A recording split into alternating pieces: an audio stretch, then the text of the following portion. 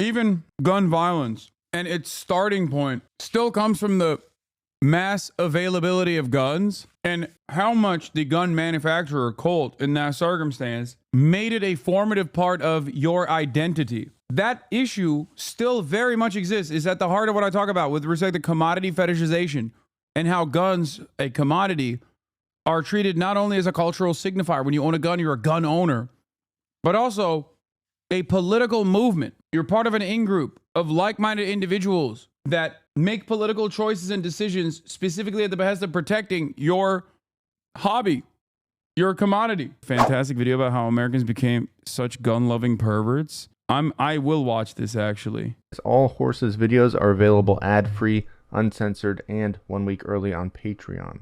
Patrons also get exclusive videos and 20% off the Horses store. Check it out at patreon.com/horsespt.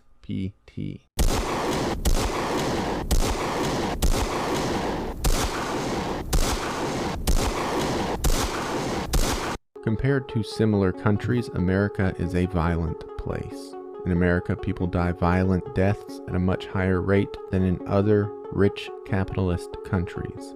This violence has expressed itself in a number of ways throughout history, but guns are currently and have always been part of the American language of violence.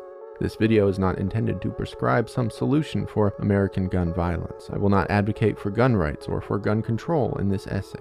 Instead, this video will identify in an objective way why America seems to have a genetic, unending, and unstoppable fondness for firearms.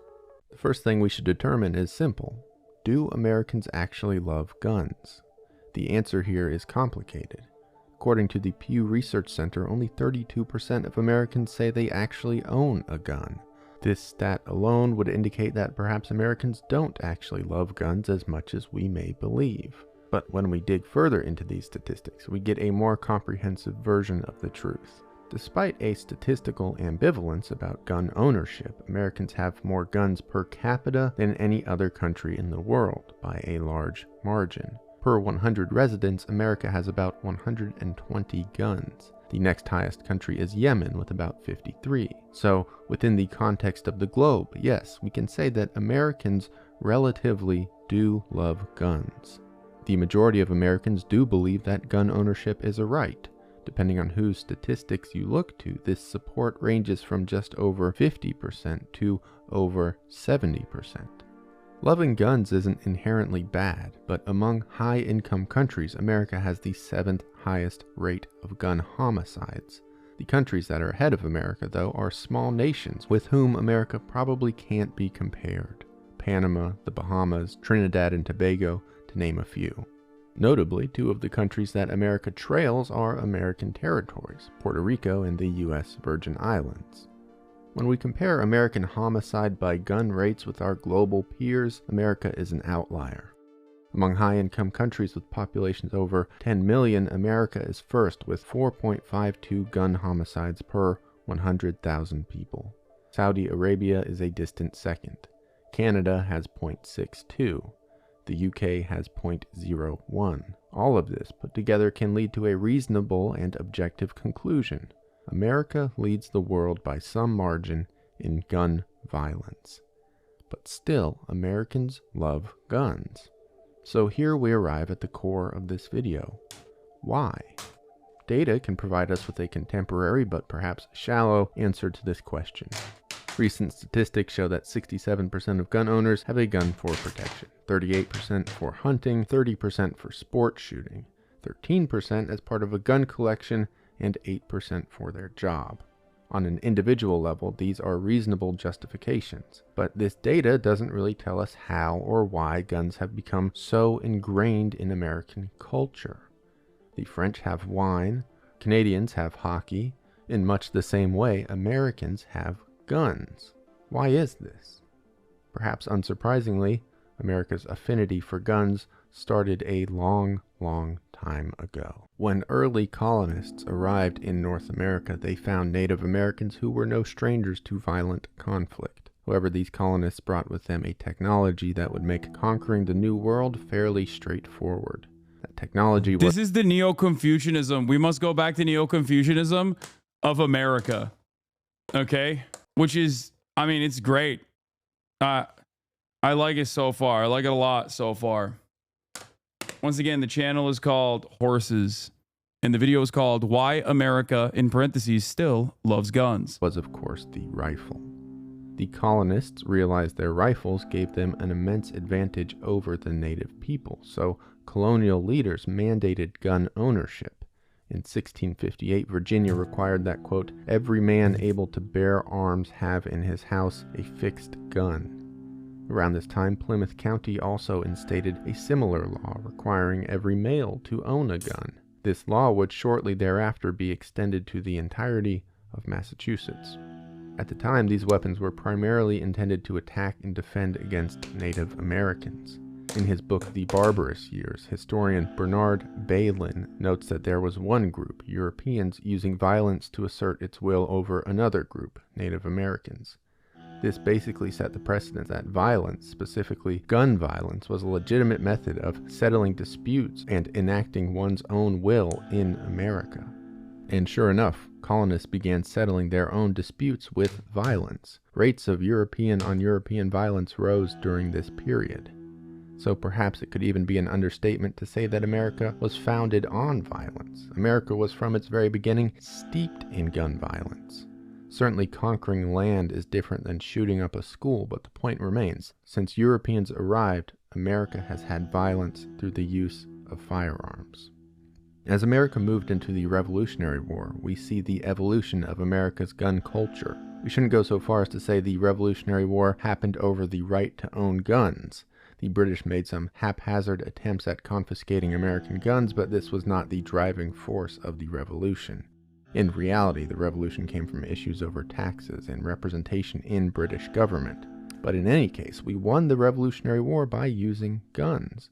Without firearms, today there would likely be no United States of America. This is an important thing to remember as we discuss the country's ongoing cultural love for guns. Following the war, early colonists still had fresh memories of British troops and their treatment of American citizens. With this in mind, America and its leaders were not too keen on the idea of a standing American army. Quite the opposite. The idea of a national army was seen as antithetical to American liberty. However, the Founding Fathers did recognize that some type of military might would be necessary to keep the peace. So they set out to protect the private citizens' rights to organizing militias. Gun ownership is pointedly discussed within America's Bill of Rights. The Second Amendment reads, a well-regulated militia being necessary to the security of a free state, the right of the people to keep and bear arms shall not be infringed. Both gun rights and gun control activists often claim that the Second Amendment is written in clear language. Both sides will proclaim that this amendment clearly supports their own argument. Indeed, when we examine this amendment, things can become confusing quite quickly. First of all, we have simple grammatical syntax. The English language has changed since this was written. Today, the sentence is difficult to parse. If we examine it only in form, as purely a grammatical exercise, the Second Amendment is difficult to understand. What do all of these commas mean? What exactly shouldn't be infringed? The militia or the guns themselves? To the modern reader, You might think that this is fucking boring, okay? And I'm hearing some dumbasses in the chat saying similar things, but it is objectively important to understand how we arrived at this interpretation. So yes, unfortunately, language does play a very important role here. Every dumbass American points to the Second Amendment, whether in favor or against. And I hope that he will talk about the interpretation of the Second Amendment changing throughout time as well, because it's something that I routinely point to. My story about American guns, like American gun violence and American gun culture and its evolution throughout time, my hypothesis doesn't start in the inception of the Second Amendment, but instead it starts with the Vietnam War. The way I interpret the situation is that in the aftermath of the Vietnam War, there was a surplus of weapons of war, and these, capitalist gun manufacturers wanted to find a new market for them. They wanted to dump their surplus because waging war with these small arms was not enough. And it was a fantastic, the AR-15, the inception of the AR-15 was a fantastic invention because it wasn't just a gun. It was also a gun with a lot of specs, a lot of customization options. So it created massive secondary market opportunities as well. I think that this plays a big role in how the AR-15 became the most popular weapon, why it became the most popular weapon, and how the Second Amendment interpretation changed throughout time alongside this. The Second Amendment is not written very clearly. After all, if it was, there certainly wouldn't be so much debate about it. The meanings of words have also changed in ways that can enhance arguments for either side of the issue. Take the word regulated. Pulitzer Prize-winning constitutional scholar Jack Rakove says that in the 18th century, regulated did not mean subjected to laws or government restrictions. Rather, it meant that the militia would be armed, organized, and properly effective. So we could take this interpretation to mean the Second Amendment does not endorse government regulation of firearms. But then there's the phrase bear arms. Saul Cornell is another leading constitutional scholar who is considered one of the foremost authorities on Revolutionary-era legal thinking. Cornell has indicated that the right to bear arms had almost nothing to do with personal self-defense in revolutionary America. At the time, firearms were not considered tools for self-defense, they were military objects. Edged weapons and blunt objects were more in line with the idea of self-defense. To use a gun for defending oneself would have been like using a hatchet to cut vegetables. It would work, but the idea was just kind of outlandish. So this interpretation seems to indicate that the Second Amendment doesn't protect the right to gun ownership. Rakove and Cornell are both equally esteemed and qualified constitutional scholars, and each of them can lead us down different paths with the Second Amendment. These are just two examples, but there are endless more. Modern America has not been able to reach a conclusion on the Second Amendment because a lot of intelligent, qualified individuals have wildly differing interpretations of the text. Even the federal interpretation of the Second Amendment has swung wildly throughout time. For decades and decades, courts agreed that the Second Amendment did not protect individual rights to gun ownership. Rather, early Americans read the Second Amendment as protecting the existence of militias. However, in 2008, Supreme Court justices declared that the Second Amendment does in fact protect the right to individual gun ownership. Even still, this decision came with its fair share of conditions. Justice Antonin Scalia noted that firearms were subject to restrictions and regulations. The point of all of this is not to come to a conclusion on constitutional law. There are a lot of other Second Amendment stones I have left unturned here, and that is intentional. It is not my desire to advocate for any particular reading of the amendment, but rather we can take all of this to understand two things. First, the Founding Fathers believed that people should be allowed to keep rifles at home. This is included in the Bill of Rights. Second, America has never really known what to do about this. The Second Amendment has continuously been interpreted and reinterpreted as the basis for wildly divergent opinions and pieces of legislation. As we move forward past the 18th century, America's gun culture truly begins to take shape. In the mid-19th century, guns were still not seen as instruments of violence. Instead, they were tools. They were more shovel than sword. This was perhaps in part because they just didn't work very well. These guns were clunky, unreliable, inaccurate, and generally troublesome tools. Then a young man named Samuel Colt got to work. Around this time, Texans were fighting against the Comanche tribe. More accurately, they were trying to kill off the Comanches entirely. After hearing a remarkable battle story from a Texan named Sam Walker, Colt realized that firearms could have some romance about them. They could be more than tools. Guns could have some emotional meaning.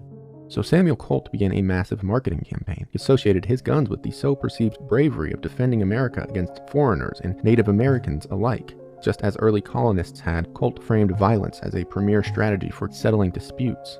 Samuel Colt sent free merchandise to politicians. He circulated pamphlets. He hired a famous painter to depict scenes of Colt guns saving American lives. Other firearms manufacturers soon followed suit. They all focused their efforts on handguns, which could be produced quite cheaply in America. For a long time, guns had been prohibitively expensive. That was no longer the case. Manufacturers like Colt made cheaper and cheaper handguns. In 1850, a Colt revolver was $12. By the year 1900, a .22 caliber Colt could be had for 18 cents. The country also had fewer restrictions on firearms than Europe, which alone incentivized gun ownership. People could, so they would. These newer, smaller guns were also quite convenient. They were more reliable than past firearms and could be neatly tucked away into the belt line. Combine all of this with an effective marketing campaign, and firearms like the new Colts were immensely successful. These guns made it easier to kill people. Strangling or beating a person to death brought an immense amount of risk. you could get hit back.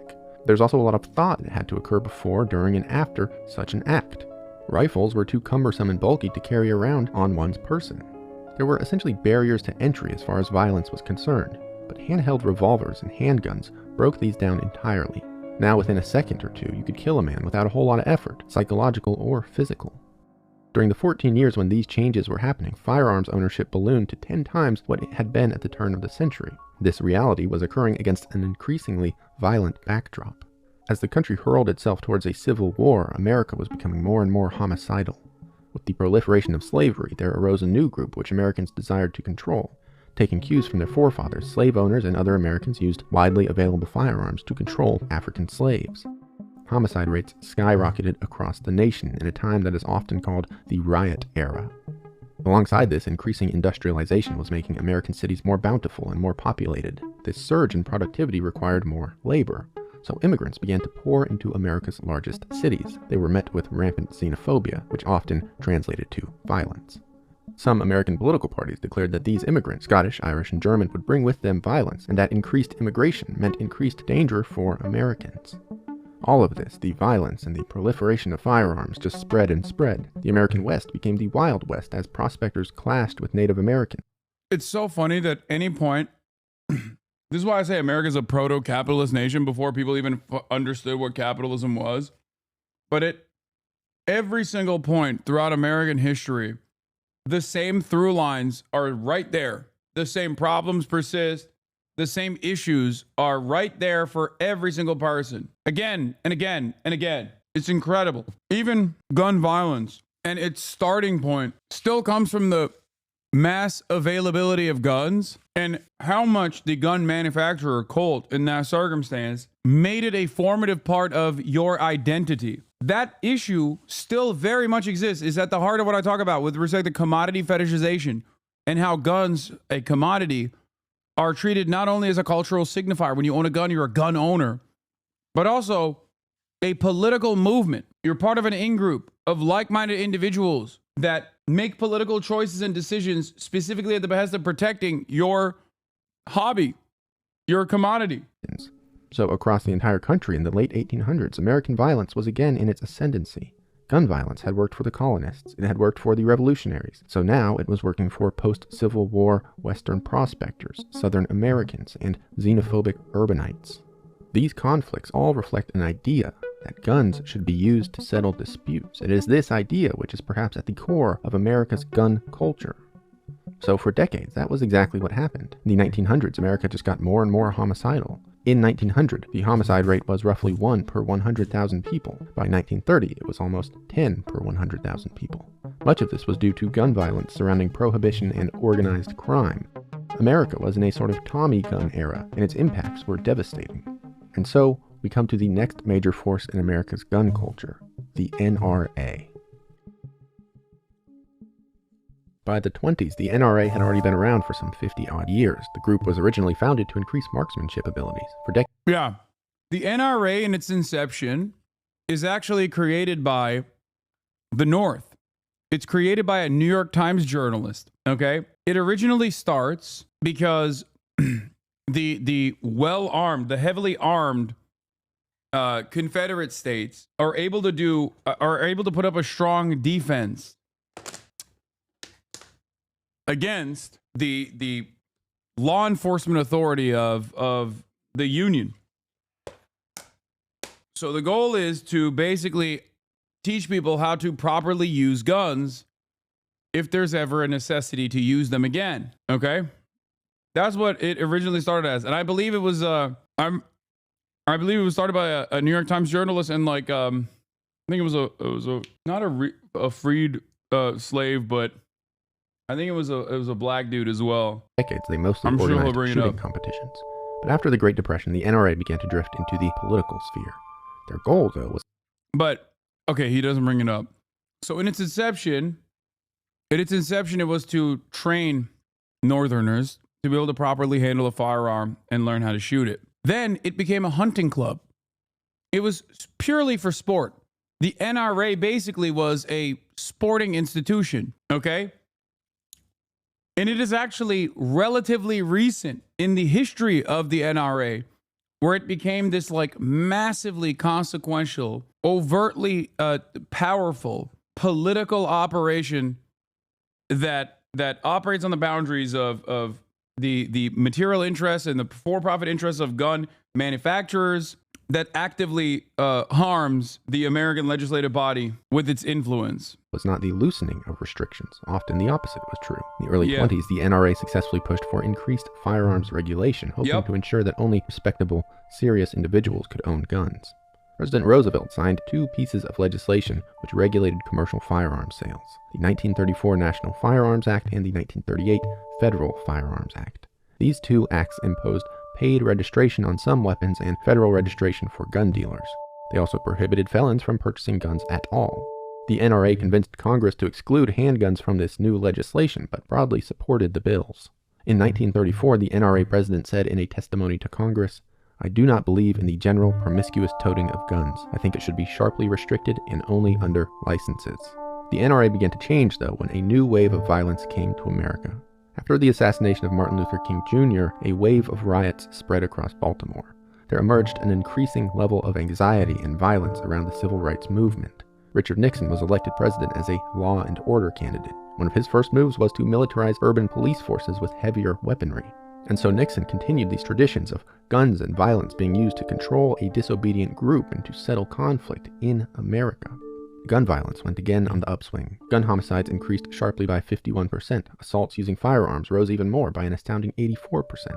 Guns were also becoming cheaper. Inexpensive handguns were being imported from overseas like never before. In 1955, 67,000 handguns were imported to the U.S. In 1968, that number increased to about 1 million. At this time, the NRA was still firmly on the side of gun control. In 1968, NRA President Harold Glasson said in a lecture, "Does the right to keep and bear arms mean that every individual has a right to carry a gun at all times, concealed or openly? Obviously not." This same year, the U.S. government passed the Gun Control Act of 1968, prompted by the assassination of President Kennedy. However, the conservative movement in America was beginning to change dramatically.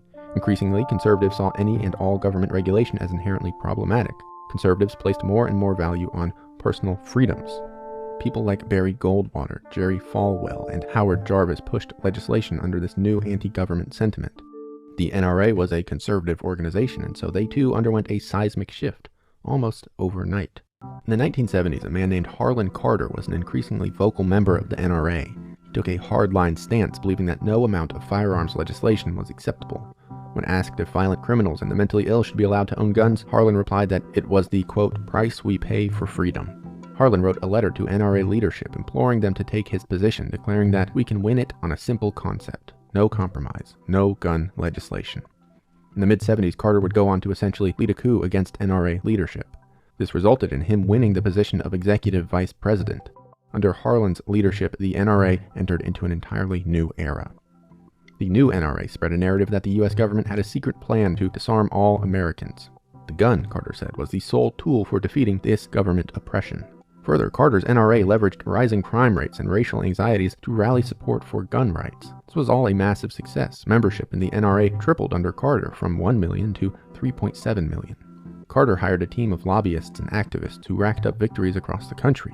Several states under NRA guidance added the right to bear arms into their constitution. It's so funny that you can sell Americans anything with white supremacy. You can sell Americans the idea that welfare is bad because black people use it. You can sell Americans the idea that you must rise up and bear arms by saying black people are going to kill you. You can also, ironically, sell Americans the idea that there needs to be gun control by also using black people. California is a fantastic example of this, where in the immediate aftermath of a Black Panther Party demonstrating an armed protest at the state capitol, Ronald Reagan came down with, what is it called? The Mulford Act, I believe. They immediately made it illegal to openly bear arms in public. It's so crazy. NRA repeatedly defeated efforts to increase gun control measures on a federal level.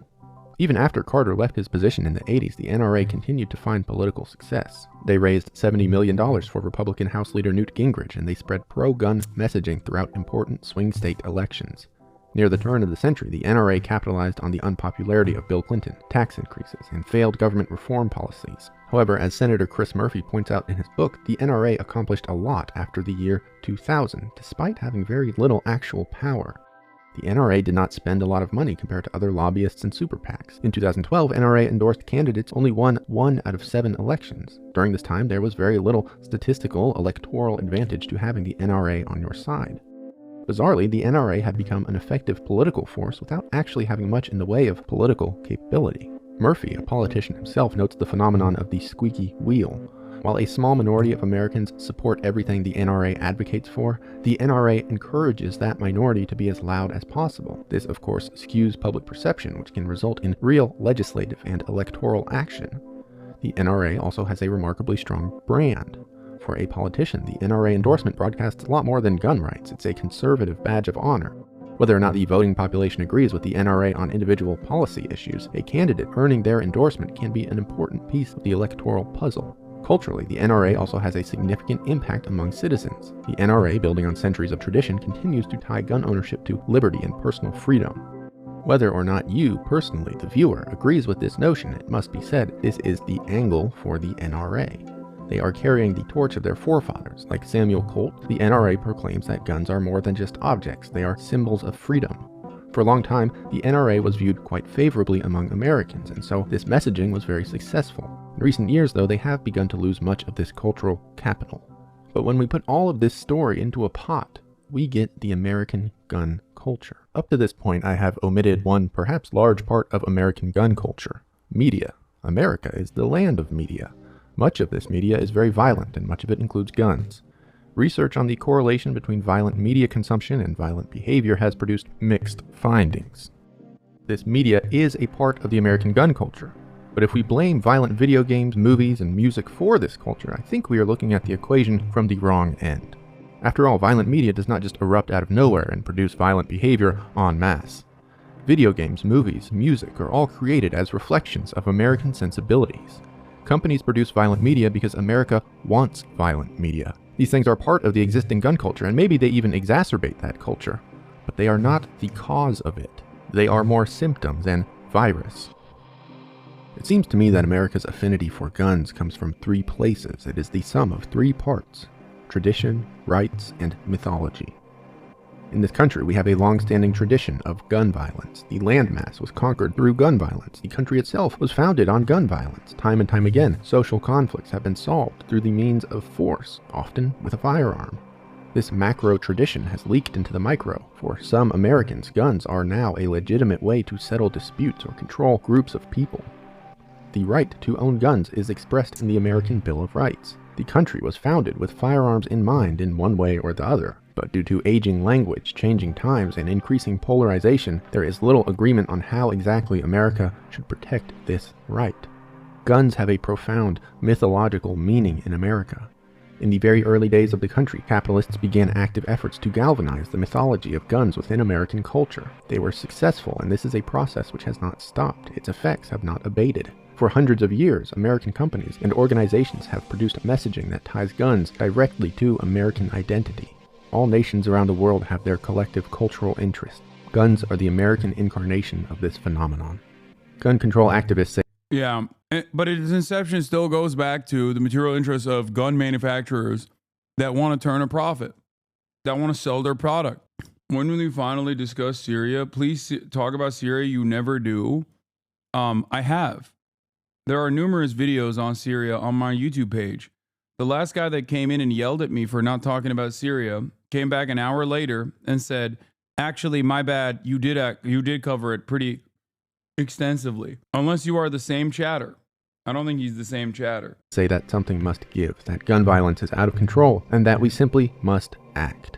More often than outright removal of firearms, activists often demand a compromise that takes the form of increased gun regulation. The other side says that we already have regulations in place, that they already have compromised. They point to the thousands and thousands of gun laws which already exist on federal, state, and local levels. This debate just goes on, and I'm not really sure what the path forward is, but I do think that understanding the gun within American history and mythology could be a good place to start.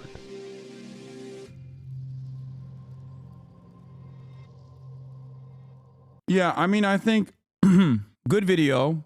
It tackles one aspect of like it definitely does exactly what its stated purpose is, which is the historical context as to why Americans are so obsessed with guns.